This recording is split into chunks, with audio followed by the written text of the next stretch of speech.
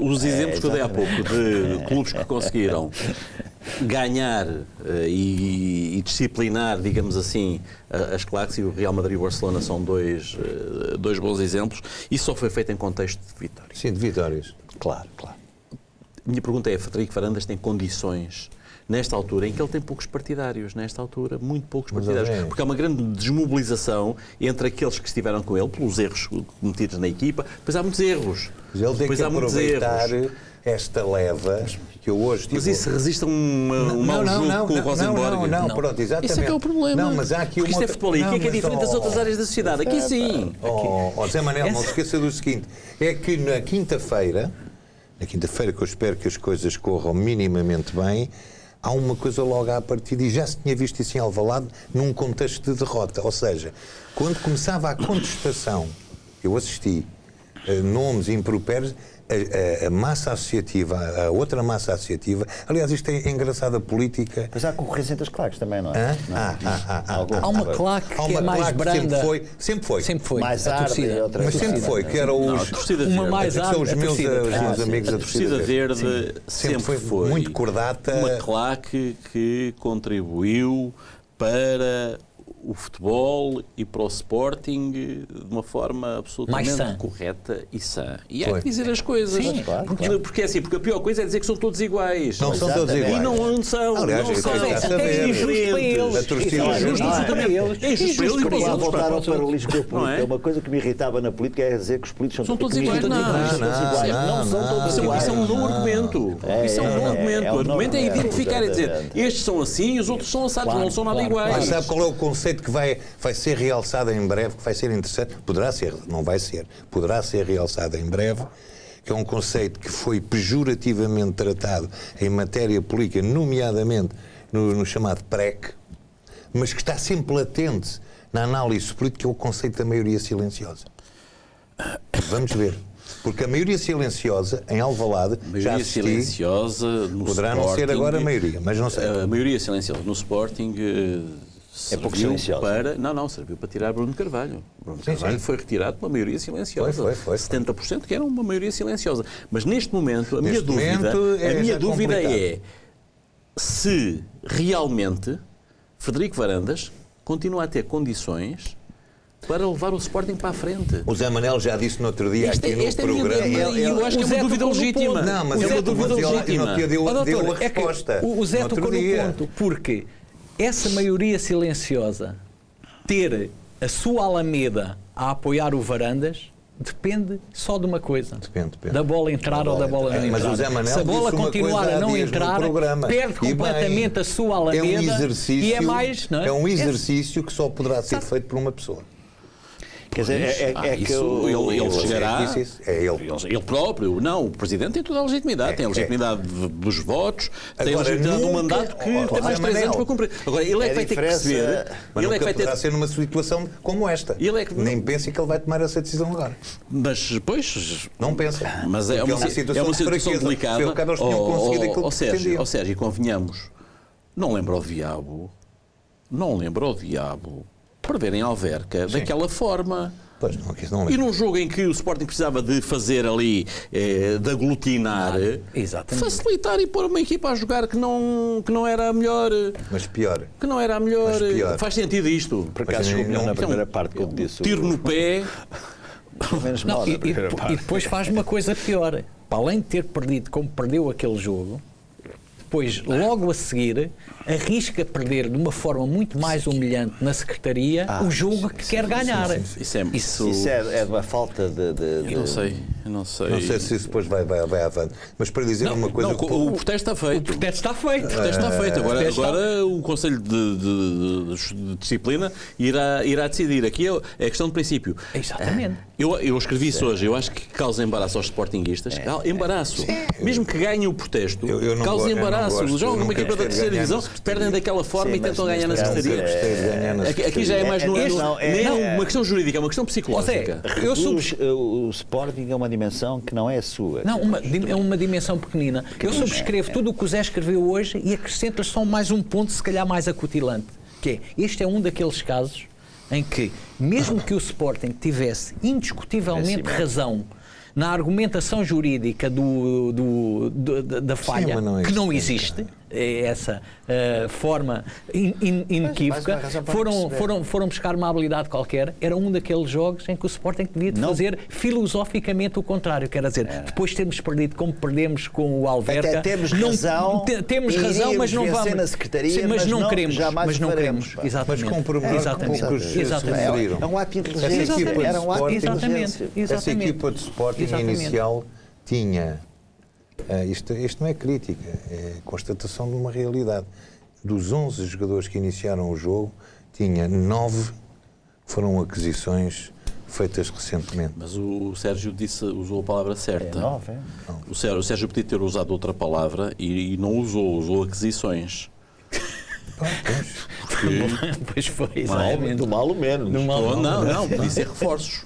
Não, aquisições. Está dependente de... O facto de serem aquisições não significa que sejam forçosamente reforços. Atenção, não é? mas aí é eu, graças a Deus, não vi o jogo. Aí é a própria linguagem habitual de futebol que diz que no banco estão os reforços. Sabe mais, doutor? Eu até digo mais. Quando estava agora a dizer, falou na questão da equipa. Certo. Eu acho que o grande problema nem é a equipa. O grande problema é emocional. Não, sabe eu porquê? acho que é a equipa. Mas espera, vou-lhe dizer porque é que é emocional. Porque o Boskov tinha uma ideia que eu acho genial e várias vezes repito. Quando ele diz que o futebol é um jogo imprevisível porque todos os jogos começam 0-0. Isso é. E os jogos só não começam 0-0 quando, da parte de uma equipa grande, como é o Sporting, vai jogar com espírito pequenino ou permite ao adversário jogar com um espírito maior grande do que o espírito que ele tem. Exato, é verdade, é verdade. E, portanto, a questão do Sporting, que independentemente dos jogadores que lá estavam, foi que os jogadores do Sporting, e eu acho que isso não tem a ver com a equipa, tem a ver com o espírito. Porque os jogadores do Sporting que lá estavam eram todos eles, supostamente, muito melhores jogadores que os jogadores do Alverca que lá estavam. Supostamente, pois. Claro. Pronto, em termos normais seriam. Agora, na atitude nunca foram. O Sporting entrou naquele jogo como equipa pequenina e nunca soube sair do jogo com mas já havia a primeira parte grande. do Benfica. Pronto, eu acho que o António tem razão. Eu vi a primeira do Benfica ou do Porto. O Porto eu vi. Jogaram como equipas grandes que quiseram resolver. 15 minutos ou 20 minutos, depois vi logo o que é que está. Mas estive a ver o Benfica. Só estava a ver se te perdiam. Não. Eu disse o António é que está sempre eu disse mas isso que o António está a dizer com muita razão, eu não vi o jogo do Sporting porque tinha um jantar a que não pude faltar, mas o meu filho depois deu-me conta de que aquilo foi não teve impressionante. Palavras. Em termos de atitude não e teve de palavras. Mas eu vi o Benfica, é engraçado, é diferente, é isso que o António está a dizer. O Benfica entrou a dizer, a gente vem para aqui para ganhar o jogo. Até não jogou bem, mas via-se que estava e impediu a outra equipe. Estava lá para ganhar e que não permitia. E o Cova de Piedade não teve nada. Com o Silas tinha ganho de forma tremida ao Aves e de forma quase miraculosa ao Laço. Não deixou de ganhar esses 2 jogos. E se em vez de ganhar 2 jogos tivesse ganho 3 jogos, haveria ali mais um conforto naquilo tudo, em toda a gente. Mas aqui é que eu estou em desacordo com o António. Eu acho que o problema do Sporting é só o Sporting neste momento tem digno de figurar no seu plantel, isto digno não tem nada a ver com dignidade, digno entre aspas, tem 3 jogadores. Eu não vou dizer quais são, porque o resto é muito fraquinho. Eu hoje tenho que lhe tirar o chapéu, e não vou dizer os nomes de alguns jogadores de Sporting. Ao Jorge Jesus, porque é que embirrava com determinados jogadores, porque é que não os punha a jogar. Hoje percebo perfeitamente. Claro. Ou porque não obedeciam às suas instruções, ou porque se calhar não eram tão bons assim, ou que não correspondiam àquilo que a equipa necessitava. E o Sporting só não foi campeão no primeiro ano, enfim, por aquilo que o António estava a dizer, os sortileiros do futebol, e no segundo ano, quando eu pensava que o Sporting ia ser campeão porque mantinha a estrutura dorsal da equipa, não foi porque tinha na sua equipa uma erva daninha que estragou tudo. Pronto, eu não ia escusar estar a dizer quem era a erva daninha que estragou tudo. Deixem-me só fazer um parênteses, que antes que me esqueça, para não levem a mal, porque foi meu apoiante. Tinha para ele, acho que era interessante, uma ideia interessante, em Alvalade, um espaço onde o Sporting, era uma ideia minha, onde o Sporting ia ter uma galeria de arte dirigida por esse homem que me lembro, perfeitamente uma exibição dele pelo Benfica contra o Feyenoord, no Estádio da Luz. 5-1. O Benfica ganhou 5-1. O Jordão fez uma exibição absolutamente fora de certo, a vê-lo a vir do lado do terceiro anel, da ponta para o meio, naquele estilo dele que o Sabelé que tinha. 2 golos. Exatamente. Um grande jogo e um grande espaço do Tony, o meu amigo Tony, para o Nené e tal, eu lembro-me disso. E depois em Alvalade há um gol que eu digo, foi um dos maiores golos que vi na minha vida. Porto. Exatamente. Eu também vi esse jogo. 4-3, não 4-3. Era o Amaral, não era o guarda-redes. Era. Esse gol do Jordão. É um canto ao primeiro posto. Exatamente. É o dos 3-3. É um canto ao primeiro posto e ele faz um gol de calcanhar. Mete a bola no ângulo. Mas eu agora, mais uma vez, com este meu olhar, eu vou juntar só com este meu olhar sempre emotivo e filosófico. Eu acho que a mim o que me marcou no Jordão não eram só os golos do Jordão, eram sobretudo o festejo dos golos do Jordão. E havia no festejo do golo, aquelas fotos icónicas do Jordão a festejar os golos, no grito do Jordão havia o coração que falta hoje. Sim, mas falta muitos corações. Eu acho que tu tens razão em relação ao coração, mas é assim. E estávamos outro dia com esta conversa, até com amigos do Sporting. Essa equipa do Sporting era brutal. Tinha qualidade. Claro, não se arriscava a ser campeão. Normalmente era campeão porque era uma equipa muitíssimo forte. Tinha o Oliveira, tinha o Jordão, tinha o Manuel Fernandes, tinha o Nogueira, tinha um meio campo que era coriáceo, tinha uma boa defesa, tinha tudo. Tinha tudo, sim, discutível. Ou seja, assim, comparar isto é comparar. Não, mas o que eu estava a dizer é só o sentido filosófico que há nas fotografias do Jordão a festejar o golo. Há festejos do Jordão, quer nas fotografias, quer naquela maneira completamente artística com que, exatamente, em que ele corria sem sair do mesmo lugar. Curiosamente, o Sporting é campeão com esta equipa que estamos a ver. O Sporting é campeão com esta equipa, que é a equipa do Fernando Mendes e do Rodrigues Dias. 1980, não é? 79-80. E é uma equipa... Kick and Rush. Não, esta era a Kick and Rush. E fiquei a giro porque tinha um treinador português, tinha dois treinadores portugueses. O Sporting tinha 2 treinadores portugueses e jogava a inglesa. Quando veio o treinador inglês, passou a jogar a latina. A equipa do Alice era uma equipa de bola no pé. Não, mas essa para o Oliveira, para o Manuel Fernandes, para o Jordão. E a outra equipa não. Outra equipa para o Manuel Fernandes, para o Jordão e para o Manuel do O. Era uma equipa de bola na frente. Era kick and rush mesmo. Agora, vocês estão a falar nestas equipas do Sporting, e eu também estou a falar do Benfica, embora sendo Sportingista. Essa equipa do Benfica era... Essa equipa do Benfica só perdeu com o Ajax. Só perdeu 1-0 em Amsterdão. A do 5-1.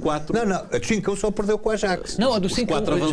A do 5-1 é eliminado pelo Ajax. 1-0 em Amsterdão, 0-0 na Luz.